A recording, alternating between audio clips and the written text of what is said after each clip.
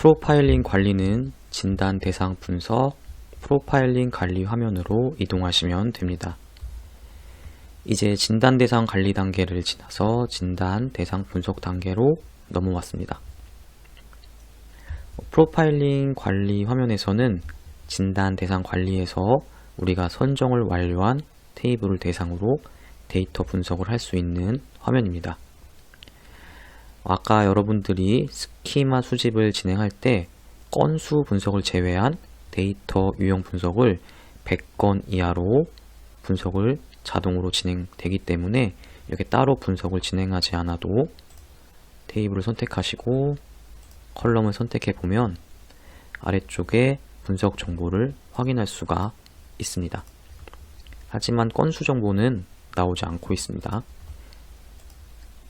보시면 이렇게 딱 100건이 분석이 된 걸 확인할 수가 있습니다. 이 테이블에 더 많은 건수가 있어도 스키마 수집 시에는 정확하게 100건 이하의 데이터로 분석을 진행하고 있습니다. 분석 정보의 상세화 그리고 정확도, 신뢰도를 높이기 위해서 더 많은 양의 데이터로 분석을 원하신다면 지금 이 프로파일링 관리 화면에서 분석을 진행을 해 주셔야 합니다.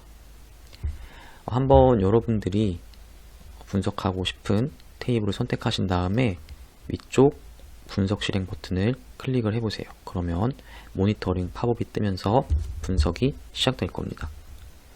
저는 그냥 전체를 선택하고 분석 실행을 해보겠습니다.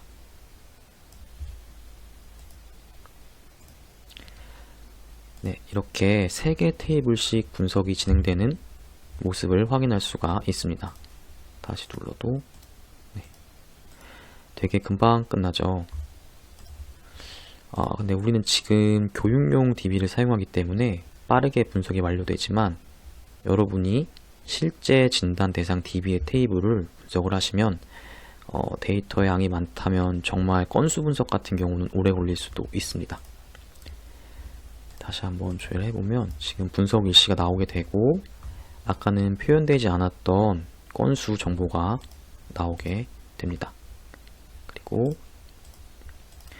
아까 보면 100건까지만 됐던 것들이 실제 더 많은 건수로 분석이 된 걸 확인할 수가 있습니다.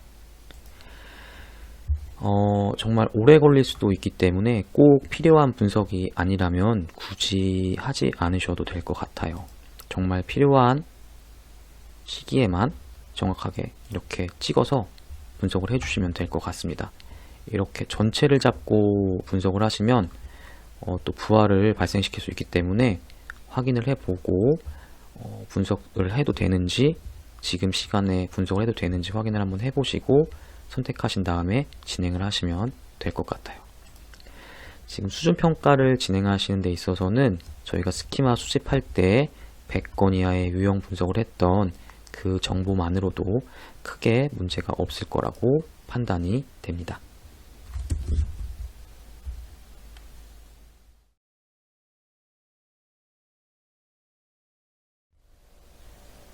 SDQ 프로파일링 분석을 통해 확보할 수 있는 정보의 종류는 데이터의 건수, 데이터의 유형, 데이터의 패턴, 최소값, 최대값 정보 등이 있습니다.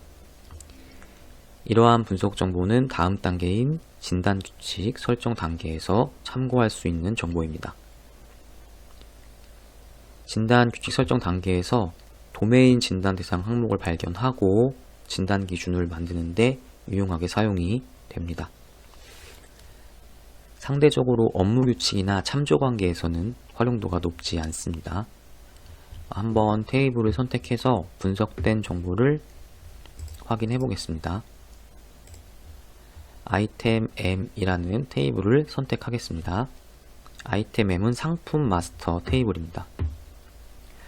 혹시 지금 상품 마스터 테이블 분석이 진행되지 않은 분들은 이렇게 체크박스를 클릭하고 위쪽에 분석 실행 버튼을 클릭해서 프로파일링을 완료해 주시기 바랍니다.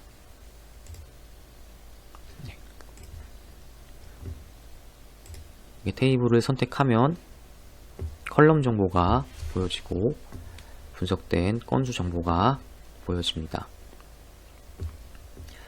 전체 건수, 그리고 전체 건수 중에 널인 건수, 널이 아닌 건수, 그리고 널이 아닌 건수 중에 단일 데이터 건수, 중복 데이터 건수. 이 단일과 중복 데이터 건수 분석을 할 땐 데이터가 존재해야 하기 때문에 널이 아닌 데이터를 대상으로 합니다. 그리고 최소, 최대 길이 정보도 확인할 수가 있습니다. 참고로 널 데이터는 도메인 진단 시 진단 대상 건수에 포함되지 않습니다. 도메인 진단 시에는 여기 보여지는 논널 건수, 널이 아닌 건수의 데이터가 대상이 됩니다. 아래쪽에서는 선택한 컬럼의 데이터가 어떤 문자 유형과 패턴으로 이루어져 있는지 확인할 수가 있습니다. 상품 아이디 같은 경우에 지금 전체 건수만 나타나고 다른 널 건수나 논널 건수, 단일 중복 건수가 나타나지 않는 걸 확인할 수가 있습니다. 그 이유는 상품 아이디 속성이 이 PK 속성을 갖고 있기 때문입니다. 이 PK 속성의 컬럼은 널이거나 중복되는 데이터가 발생할 수 없기 때문에 건수 분석 대상에서 제외됩니다. 상품 아이디의 경우에는 영문 한 자리, 숫자 3자리로 이루어져 있는 형태인 걸 확인할 수가 있습니다. 그리고 최소 길이, 최대 길이가 동일한 것을 보면 길이 자체에서 형태가 틀린 건 없는 것 같습니다. 최소값과 최대값을 확인해 봐도 유형이 동일합니다. 공급 업체 아이디도 숫자 5자리로 패턴이 파악이 됩니다.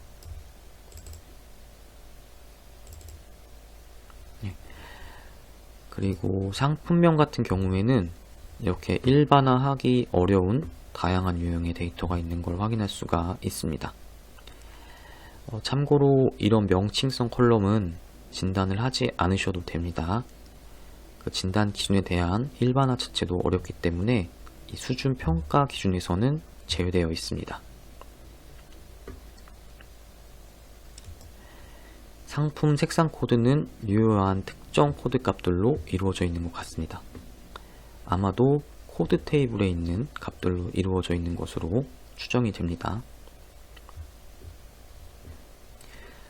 그리고 기준 단가를 보니까 가격인데 최소값에 이렇게 마이너스 값이 있는 걸 확인할 수가 있습니다. 물론 확정할 수는 없지만 뭔가 비정상적인 데이터가 아닌지 의심을 해볼 수는 있습니다. 연도 같은 경우에도 YYYY 형태의 데이터로 이루어져 있습니다. 지금 분석 정보만 보면 단일 포맷 형태로 이루어져 있는 걸 확인할 수가 있습니다. 근데 이렇게 최소값에 최대값에 이런 값들이 들어가 있는데 물론 포맷 자체는 어긋나지 않지만 비정상적인 데이터로 의심해 볼 필요가 있어 보입니다. 상품 사용 여부에는 한 자리의 패턴을 갖고 있는 5자리의 값 유형이 존재합니다. 지금 보통 여부라고 되어 있는 컬럼들은 유효값이 2개여야 하기 때문에 다른 나머지 3개 유형은 유효한 값이 아닐 수도 있습니다. 보통 이렇게 YN으로 되어 있으면 2가지 유효값을 갖고 Y 또는 N으로만 이루어져 있는 특성을 가진 여부 도메인일 확률이 큽니다. 이렇게 프로파일링을 통해서 어떤 데이터가 오류인지 어떠한 컬럼을 진단해야 할지 완전하게 확정을 할 수는 없습니다. 하지만 진단 기준을 생성하고 진단 항목들을 도출하기 위한 방향성을 잡는 데는 중요한 근거 자료가 될 수 있습니다. 지금 영상에서는 상품 마스터 테이블을 제가 확인을 해 봤는데 여러분들은 다른 테이블의 분석 정보를 한번 확인해 보시고 다음 단계인 규칙 설정을 함께 진행하면 좋을 것 같습니다.